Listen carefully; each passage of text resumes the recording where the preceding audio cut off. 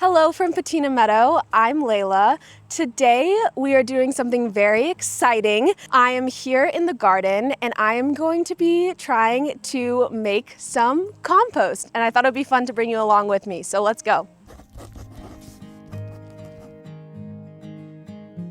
So before we go ahead and get mixing, I'm going to define compost for you because it's a word that gets thrown around quite a bit in the gardening world, but I think it's really important that we sort of hammer down a good definition. Compost is decomposed organic matter, but the most important part about making good compost is the thing that's doing the decomposing, which is microbes. So bacteria and fungi that come in and start to break down all of the structures within the materials that we're trying to compost into simpler forms that are then more easily available for our plants to uptake. Good compost should have a rich, diverse range of microbes in it because that's what we want in our soil. It's also an inoculant for our soils. Inoculant meaning basically like how you take a probiotic for your gut.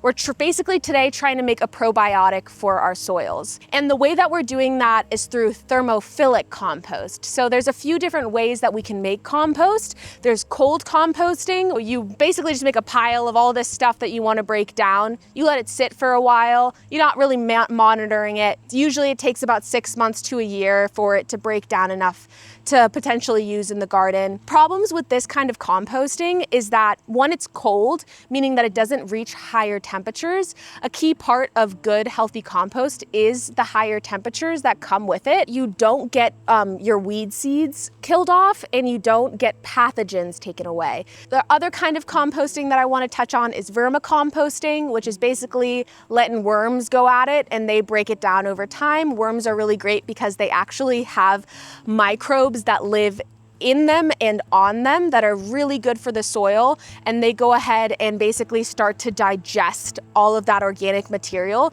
They're actually after the microbes that lives on all of the organic material, but they take a bite out of the leaf or the wood chip while they're trying to get all those microbes into their system, and that eventually makes really rich, wonderful worm castings, which is what finished vermicompost is. But today, the compost we're making is called thermophilic compost. I know it's a big word, but it basically just means a heat-loving compost. The heat starts off by one bacteria having a baby, and then 2, and then 3, and then 4, and that temperature increases exponentially until you get to a point where a compost like this can reach anywhere from like 131 degrees is our lower threshold up into 170 degrees, 180 degrees, which would be our upward threshold for that. So by considering the different kinds of ingredients we're adding and being very intentional about what we add into the mix, we'll be able to create a recipe that will be very conducive for those heat-loving bacteria to come in and start doing that digesting, to get that heat going, to break down and outcompete those pathogens, to go ahead and make those weed seeds inactive, and to give us a nice diverse range of microbes that will then be a wonderful inoculant to our soil whenever we decide to add it. We have 40 buckets here in front of me today. This is a composting style that I believe was created by Dr. Elaine Ingham. She's the director, the leader of the Soil Food Web School. I took her course, I loved it, I highly recommend it. I'm gonna go ahead and break down how we actually make the pile and why it's so important that we have all these buckets here. All right, so in order to make a thermophilic compost pile, there's a few things we want to keep in mind. Number one is our carbon to nitrogen ratio. Stay with me, I promise it will make sense in a second. Basically, our carbon to nitrogen ratio that we're looking for in a thermophilic compost pile is approximately 30:1. So 30 parts carbon to 1 part nitrogen. Why is this important? Our nitrogen is gonna be what gets this party started. It is gonna be the food source for our microbes to go ahead and start breaking down the rest of the materials that we're adding to our pile. I've split my nitrogen materials into 2 parts. So I have my high nitrogen materials. Those are gonna be the spark that's gonna start this flame that we got going. So high nitrogen materials are gonna be manure and wool in my pile today. So it's gonna be the first thing that's gonna really help bring that heat up in the pile and allow it to sustain it for long enough to reach the temperatures that we need. The next nitrogen materials we have are still high in nitrogen, but less so than our manures that we've gathered. I have donkey manure here because we have donkeys, and goat manure, as well as I'm sure there's some chicken and guinea fowl manure mixed in there. The other nitrogen materials I have some hay, pumpkin vines, flowers, weeds, things that I've been getting as I've been doing my fall cleanup here at the farm.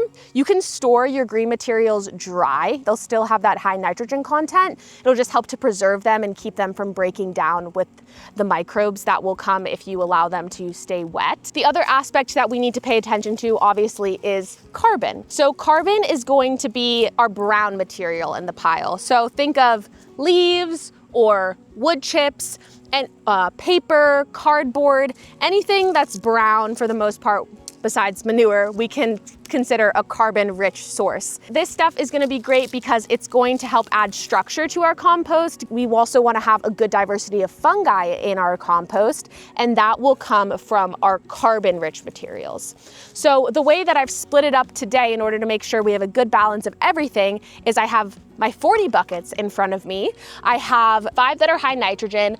I have 14 nitrogen materials, and then the remainder of my buckets are carbon-rich materials. The way it sort of works out percentage-wise, it's about, I think, like 10 to 12% of my buckets are that high nitrogen. 40% is gonna be my other nitrogen materials that I've gathered, and then about 60% of it is going to be that carbon-rich material. By doing all of this and by being intentional with our ingredients, we're trying to create that diverse range of microbes so that when we add this into our gardens, it's going to be giving them that probiotic that they need in order to break down more material to make nutrients available to our plants. Quality over quantity. So if it does all go according to plan, I will have this rich inoculant that I can actually run water through it. I can extract those microbes from it and add it to less high quality compost like this one I have over here, and that will help enrich it, and then I can add that onto the garden. It's very important. Microbes are incredibly important to our lives.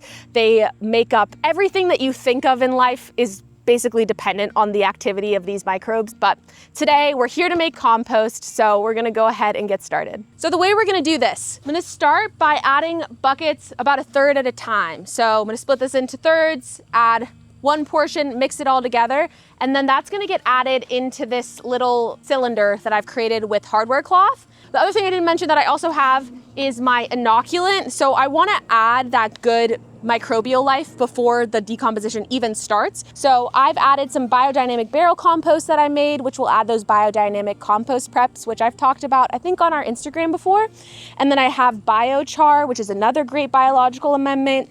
I have worm castings, which is what I spoke about earlier with the vermicompost. And then I've added mycorrhizal fungi propagals in here as well. And so I'll be sprinkling this throughout just to sort of bring some of those microbes into the fold earlier than if they just had to find their way there on their own. We're gonna start with our carbon materials because those are gonna sort of like serve as a sponge, adding a third at a time. The other thing that I did that's very important to the compost process is moisture. I went ahead and added water to these buckets. We want about a 50% moisture content, and we're gonna do some squeeze tests throughout to make sure that that is working out well.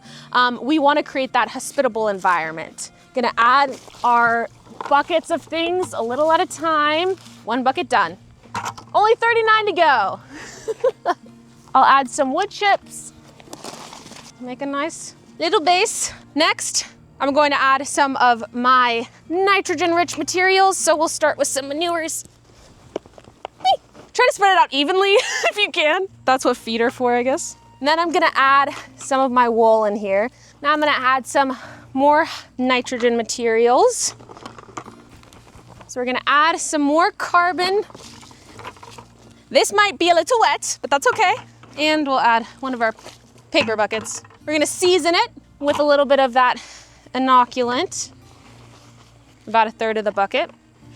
Now, I'm gonna invite my special guest, one of my dear, dear friends, Miss Addison, to assist me in the mixing of the pile. This mixing is not just important for really good way to explain the importance of air in our compost piles. We want it to remain full of oxygen because the microbes that we're trying to grow are aerobic, and the microbes, which are the pathogens we're trying to rid ourselves of, are going to be more on the anaerobic side of things. So if we can keep an aerobic environment, healthier compost, which means healthier soil, which means healthier plants, which means healthier people.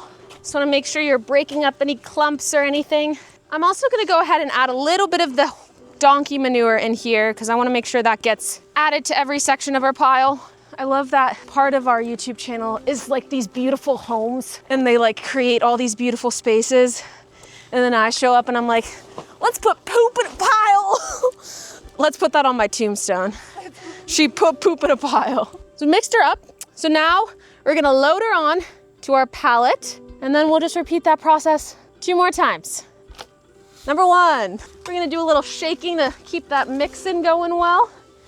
Spread her out a touch. 1/3 done. We are filling her up nicely and we're gonna repeat that 2 more times. Nope, that's all down my arm. That's what I get for trying to be a little bit of a salt bay situation.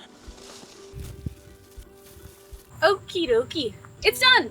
Well, it's not done. There's still quite a lot that needs to happen. We've did 3 sections, added them all together. A lot of it is just waiting and monitoring the temperature. So we're gonna cover this with a tarp and then use a compost thermometer with this long probe, and we're gonna stick this through the top into the middle. That will tell us how hot it is. Most of that heat is gonna be in the center of the pile. The way this is gonna sort of work out is there's a few different stages that we are going to be going through in this composting process. We're gonna go first through the mesophilic stage, so those warm loving bacteria, and they're gonna start kicking up and start the digestive process. Then we're gonna go from that stage into the thermophilic stage once we reach that 130-ish temperature sort of threshold.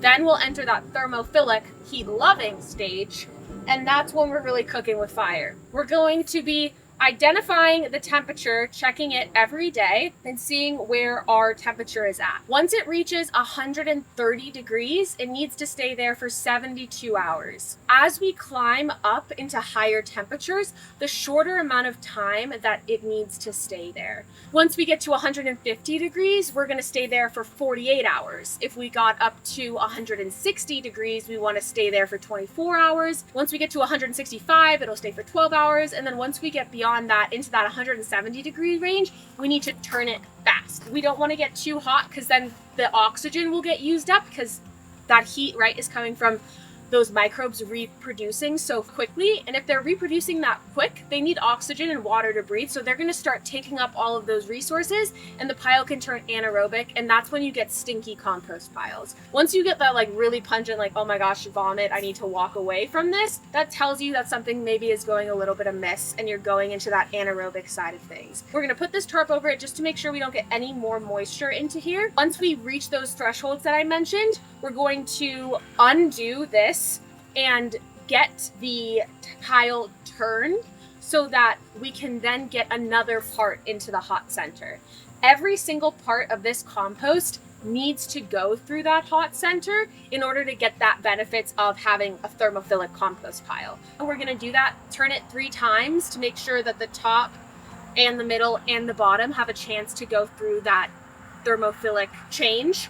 And then we'll just let it sit and let the temperature cool down because that's the last part of the process. It continues to break down. You get that good diversity comes the longer it ages. I'm gonna go ahead and get it covered and then stick this straight down into the middle and keep monitoring the temperature. It's crazy how this will warm up. Hopefully by tomorrow we're up and beyond 100 degrees and then it'll just keep climbing until we turn it. It'll cool back down and then we'll keep it going. So we'll see you when we turn it. Bye. In a perfect world, we would have 2 thermometers or 3 thermometers in order to get like an average temperature. I just have the 1 at the moment. I think that should be about halfway in. I sort of measured it on the outside to see at what point would be halfway, and that feels about right. So yes, that's it.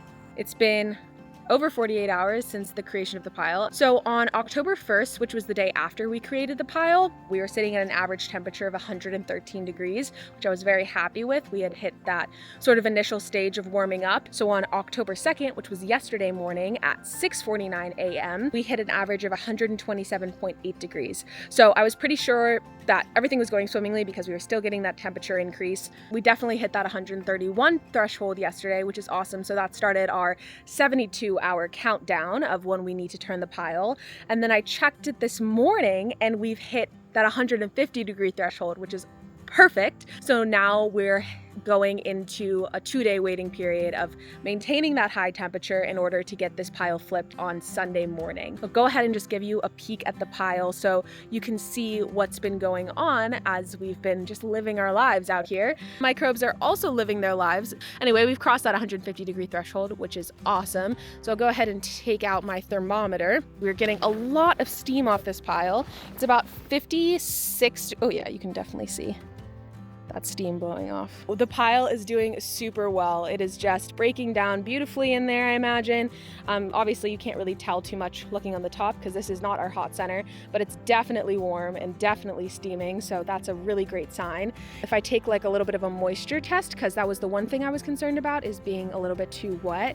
We're getting some water droplets out of the pile. So I would say this has dried down a bit and is at about like 60% moisture when I think we were closer to 80 prior. So that's a really, really wonderful sign. Now that we've hit that 150 degree threshold, we really only need to maintain it until Sunday morning. I'm gonna stick the thermometer back in. I'll go ahead and give you an update if we have to flip it sooner than Sunday, but I'm thinking that Sunday is going to be the day. So I will see you then. It is Sunday morning and it is time to flip our pile. So I've been keeping an eye on it and we have maintained above that 150 degree threshold for 48 hours, which means we can finally flip this. We're getting close to 160 in this spot, which is awesome. So to flip our pile, we're gonna do it in a very intentional way. We sort of split the pile into thirds. We have a top and a middle and a bottom. Just a reminder that middle is what has been cooking for us and breaking down really well. So what we're gonna do is we're gonna start with the top, we're gonna take it off and we're gonna put it on this tarp. After we do that, we'll have exposed the middle. The middle is gonna be our new bottom. So I'm gonna take the middle of our pile and that's gonna go on the bottom of our new pallet. Once that's done, I'm gonna add the top into the middle and the bottom onto the top. We're gonna let the pile sit until the spring, which will mean that it'll have time to mature and those other microbes that weren't able to live in that thermophilic range are gonna start flocking to the pile and it's gonna give us a great diversity. But yeah, so let's go ahead and get this pile flipped. I'm not sure if you can tell, but when we first filled this pile up, it was a lot taller than it is now. So that decomposition has definitely been working. I'm gonna do a quick moisture test because I wanna make sure this hasn't dried out too much and if I need to add water, that's perfect. I like to call the moisture that comes out of a pile the au jus, which might ruin au jus for you for the rest of your life. If that's the case, I apologize. We've hit the hot middle, which is looking really great. That is very hot. I don't know if you can see, there's like some white ashy layers within here. That is called actinobacteria. So that is actually, it sort of gets mistaken a lot with a fungi, and I think for a while they thought it was, but it's actually actinobacteria. And that's a really great sign. They're sort of the first ones to come and get that thermophilic party started. So I'm sure you can see all the steam that's blowing off of this thing because it's crazy, but we've got a nice hot center. Now this hot center is gonna go on the bottom of our new little tower over here. Try not to lose any of the pile. Now we're gonna put our top into the new middle. So the middle has gone on the bottom, the top's gonna go in the middle, bottom will go on top. Middle is now on the bottom, our top is now in the middle, so our bottom has to go, say it with me, on the top.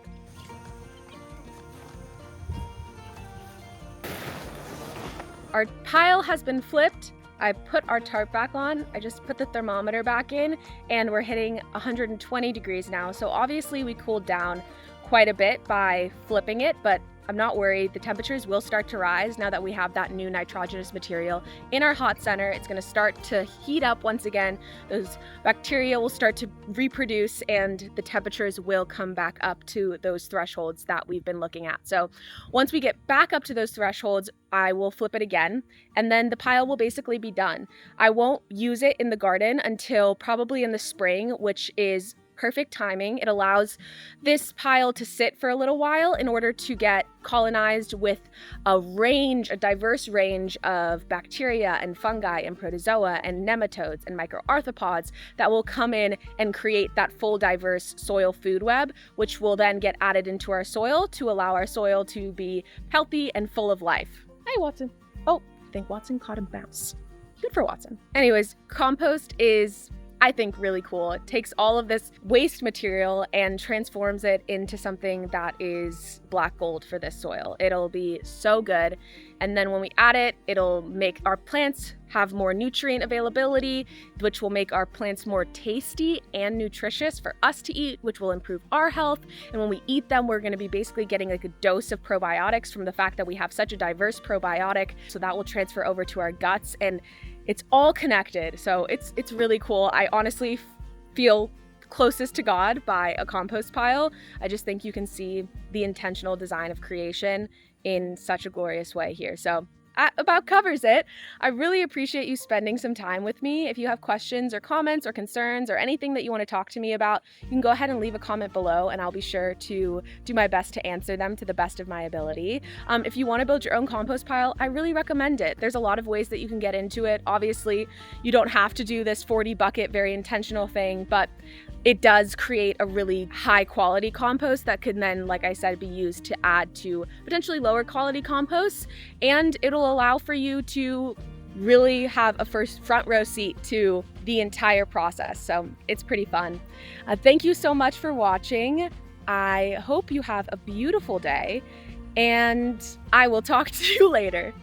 Goodbye from Patina Meadow.